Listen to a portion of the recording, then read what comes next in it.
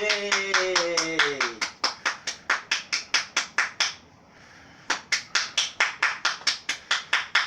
Hello, everyone. Thank you for that applause. I really appreciate that. It's a wonderful thing to be here at this conference today talking about the topic of confidence or self-confidence. Well, let me introduce myself. My name is Taneshia Boyd.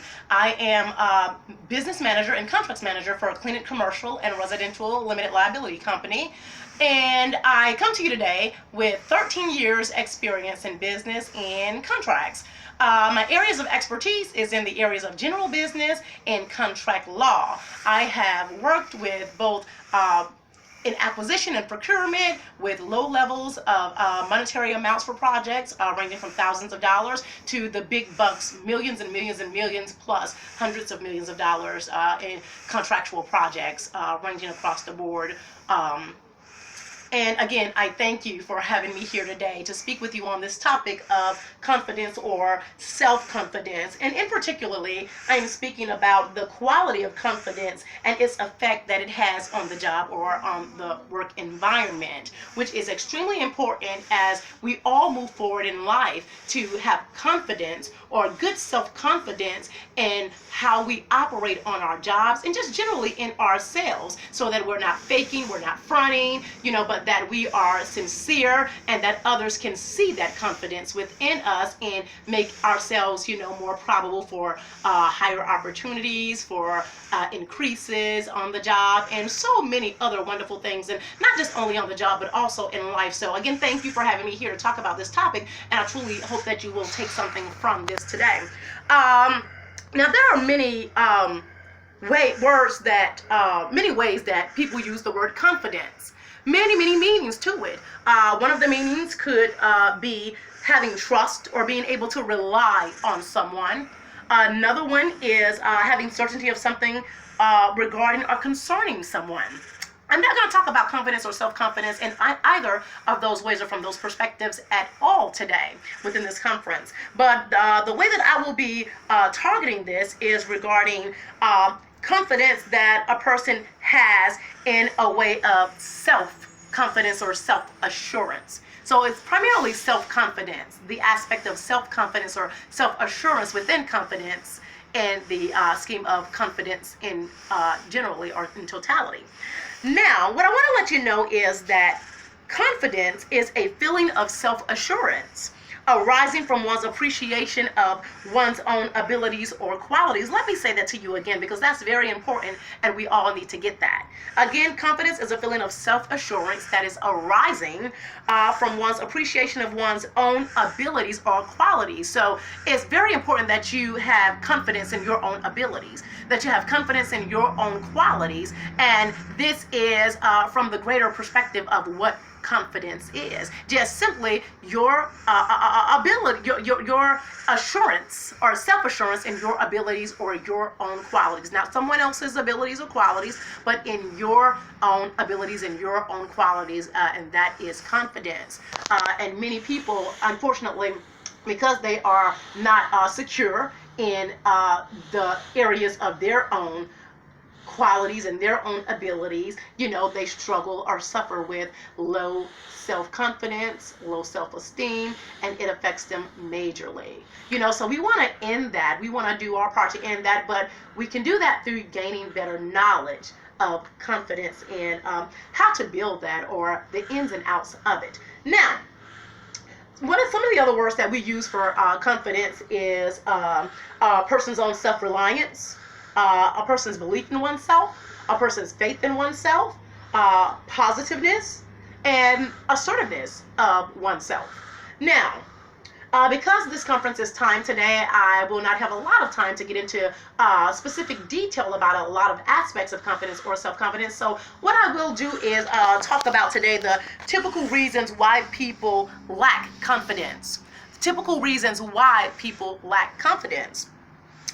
The main reason that people lack confidence is because of comparing oneself to others. Let me say that again.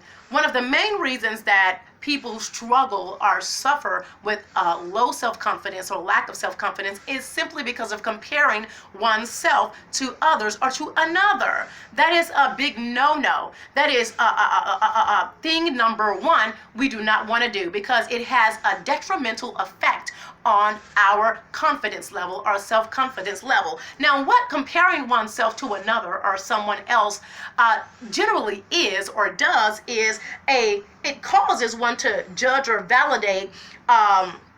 It causes one to judge or validate, or in the case of a low or a lack of confidence or self-confidence, to devalidate or devalue oneself based on an intangible position, statue, standard, or being of another. Let me say that again. What this causes, with comparing oneself to another causes, is for someone to judge, validate, or in this particular case of a low or a lack of self-confidence, devalidate or devalue oneself based on an intangible aspect or of position, status, standard, or being of another.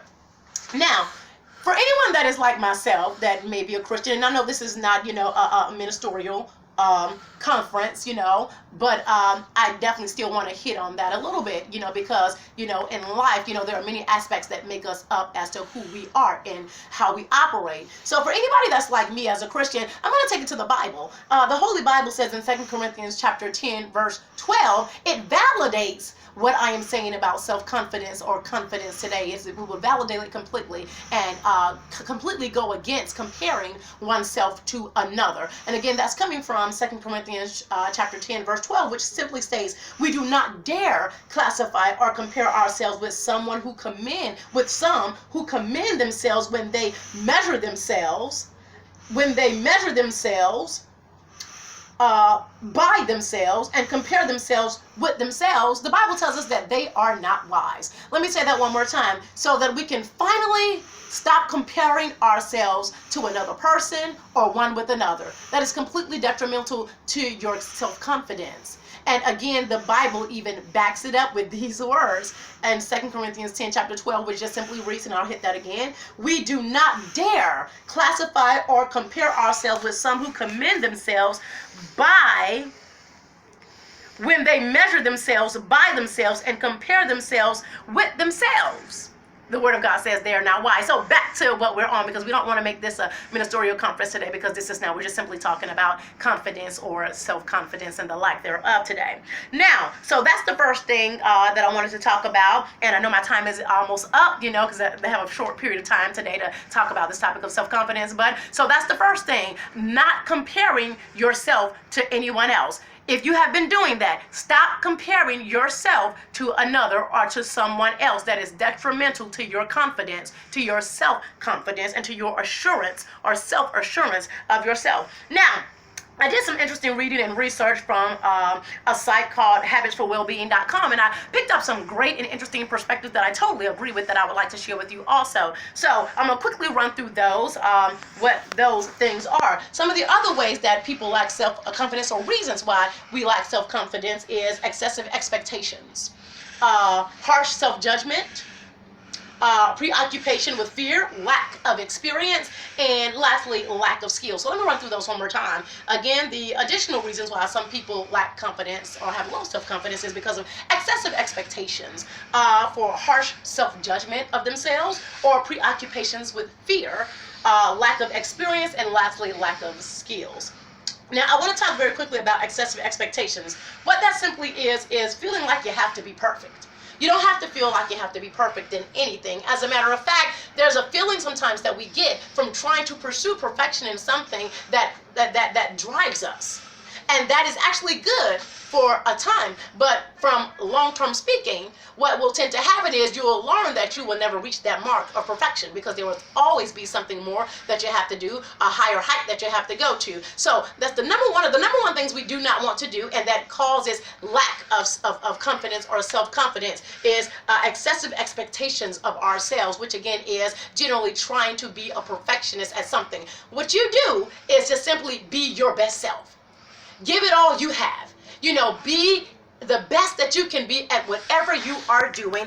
And again, don't compare yourself with anyone else and their standard or measure of doing it, but just be your best self. Remove all of the unrealistic and excessive expectations for perfection out of your life, because again, that is another thing that definitely will that's again another thing that takes away from self-confidence or good self-esteem or self-assurance. The next thing is harsh judgments. Telling yourself that you don't have what it takes. Do not do that. If you've been listening to that little inner voice within yourself, and I'm bold enough to say that devil within yourself, I want you to stop. I want you to tell that little devil to shut up and to leave you alone, okay? Because we will no longer have harsh judgments of ourselves and tell ourselves that we cannot do something, or tell ourselves that we don't have what it takes to do something, okay? So you do have what it takes. You just focus on being your best self at it and speak positive affirmations to yourself. The next thing is preoccupation with fear. Fear is a reality. Fear is certainly a reality that we all experience in our lives. Fear of rejection, fear of failure, or even fear of success. You guys, I have an interesting story on that. I feared being rich. I used to have a fear of rich people, and I know many of you will laugh at that, but it is a true fear that I am thankful to say that I have gotten over. But yeah, so fear, preoccupations with fear is another big one. Again, fear of rejection, fear of failure, fear of even success. So we don't want to carry those fears. If you have those fears, you definitely want to address them. You want to get over them, because those are things that can hinder confidence, especially your self-confidence or self-assurance within yourself. The next to last thing I'm going to talk about is lack of experience. Lack of experience. You have to forgive me. I am looking at my notes today, so forgive me for that. But I'm almost through this thing, so bear with me and let's learn a little more regarding self-confidence today. So the next thing is lack of experience. That's a realistic one, a very realistic one. Lack of self-experience, having little or no experience doing an activity, can have an impact on your confidence. Let me say that one more time. Having little or no experience in doing an activity or doing anything for that matter that you may be pursuing to do, or even trying or wanting to do, can have an impact on your confidence. The reason why this can have an impact on your confidence is because if you have little or no experience in it, you may not be as good at it as some of the more experienced or seasoned people in it. So you definitely want to take into consideration that is a realistic thing, that you may not have as much knowledge of something, as much experience with it as others. So there are ways to get around that. What you do is you get a mentor. You get further educated in something. And it doesn't necessarily mean you have to go to college and get a degree in it. You can simply talk to people who are experienced in it, those who have had longevity in that particular thing, skill, field, or whatever it may be that you are trying to do.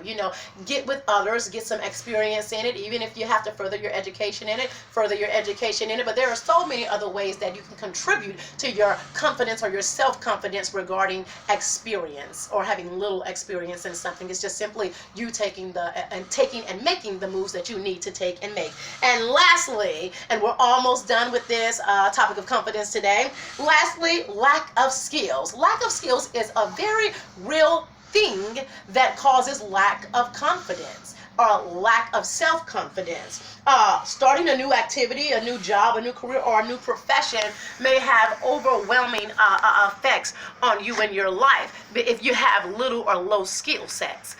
So one of the things you want to do is almost as similar with the last point that I made to you, is to definitely further your skill set in something. And it's okay if you start something and you have little or no skills in it and you're not the best at it, and that you notice that there are others who may be operating at a higher level in that thing than you. What you want to do again is you want to go to those who are more seasoned than you, and you want to get their input and get their help on it. Or you may want to further your education in something, or you may want to get management or those who are more knowledgeable to come in and give you some advice on those things. So there are definitely ways that we can overcome low or lack of self-confidence in our lives.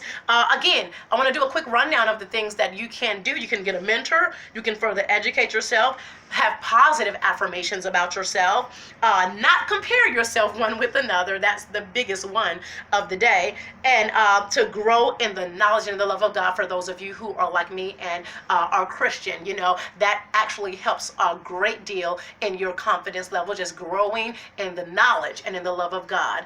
All right. Now, I want to say this and then I will end. It's not natural to feel confident doing something that you are new to. It's not natural. So don't go into something new expecting to be the greatest at it. Don't go into something new expecting to be the best at it.